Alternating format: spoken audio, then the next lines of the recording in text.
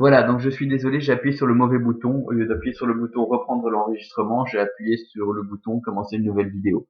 Donc je vous donne cette petite notice, hein. Donc j'ai cherché le nom de l'auteur, je l'ai trouvé sans trop de difficulté, donc c'est Jean Lorrain, Jean J-E-A-N, Lorrain L-O-2-R-A-I-N, et le bouquin dans lequel il écrit cette histoire, ce n'est pas un recueil de nouvelles comme je l'avais dit, c'est un roman, c'est Monsieur de Phocas.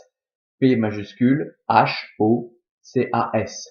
Donc si certains d'entre vous éprouvent la curiosité d'aller jeter un petit coup d'œil sur ce genre littéraire, c'est pas mal du tout, hein. Il y a quelques bouquins qui sont vraiment très très bons. En fait, le seul auteur qui a survécu, dont la notoriété a survécu à la chute de ce courant, c'est Baudelaire. Donc avec ses Fleurs du Mal, c'est vraiment le dernier survivant de ce courant. Voilà. Bien. Alors je vais continuer le texte. Donc il nous restait 3 vers. Donc cite Gracchilé. Donc même chose, on a la même construction. Donc cite au subjonctif présent. Voilà. Gracchilé, c'est notre attribut du sujet au nominatif féminin singulier. Donc qu'elle soit appelée, sous-entendu mince, qu'elle soit appelée mince. Ensuite, maquillé, quae male viva sua est.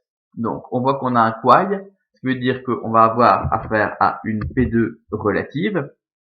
Je vous rappelle que le pronom relatif prend le genre et le nombre de son antécédent. Donc, son antécédent, c'est gracchilis, donc ici, il est féminin singulier, et prend le cas qu'exige sa fonction dans la P2 relative, quae ne peut être qu'au nominatif. Donc, au nominatif, ici, féminin singulier. Je vous rappelle que le quae est un peu ambigu, puisque comme le qui, c'est la même forme au nominatif singulier et au nominatif pluriel. Mais bon, ici, le verbe nous indiquait qu'il était au nominatif singulier.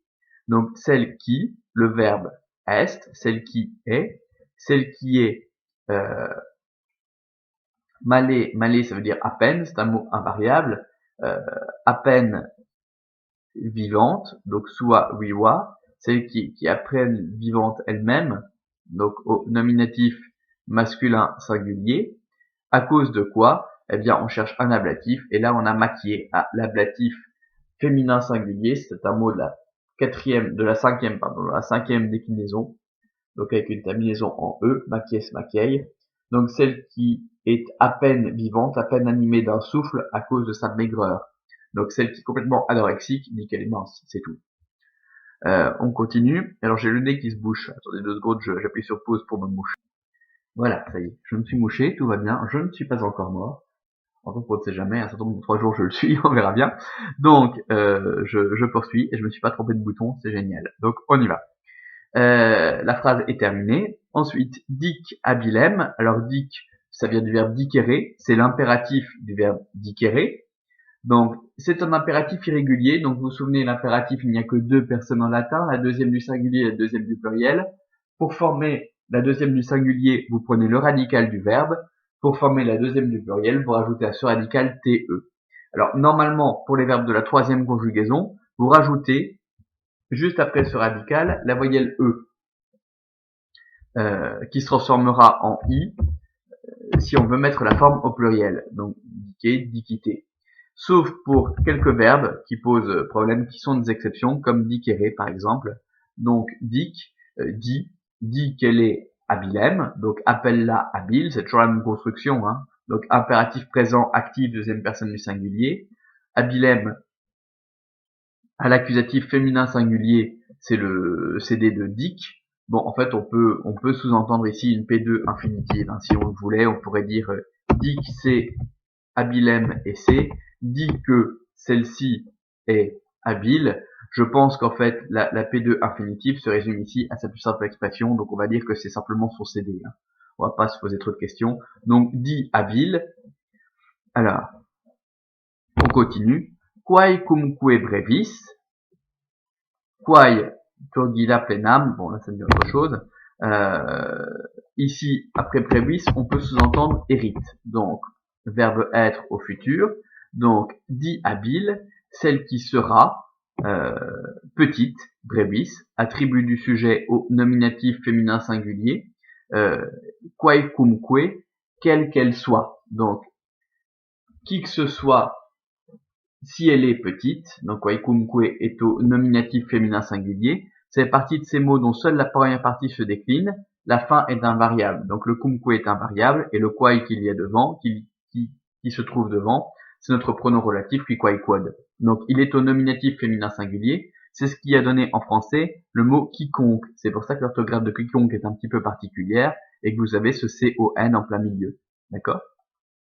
Donc dit qu'elle est habile, qui qu'elle soit, si elle est petite, ok, donc point, nouvelle proposition, celle qui sera, hérite, sous-entendu, celle qui sera Turgida, Turgida attribut du sujet, au nominatif féminin singulier, et donc quai, eh bien c'est le sujet d'une petite P2 relative. Donc en fait, on peut dire que ici, on a une P2 relative qui commence et qui s'arrête là, voilà, aérite, sous-entendu, voyez. De même que ici, visiblement, l'auteur a considéré que son quai était un pronom relatif.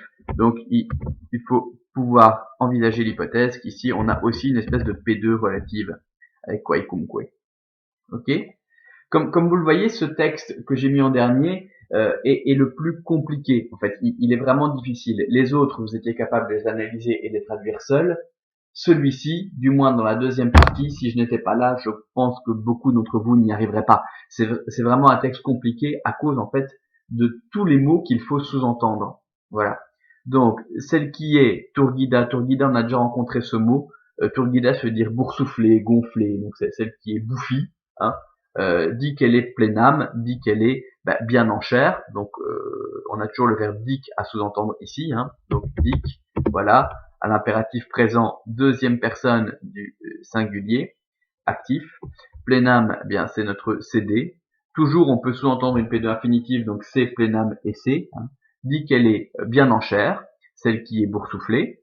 Et enfin, et lateat vitium proximitate boni, et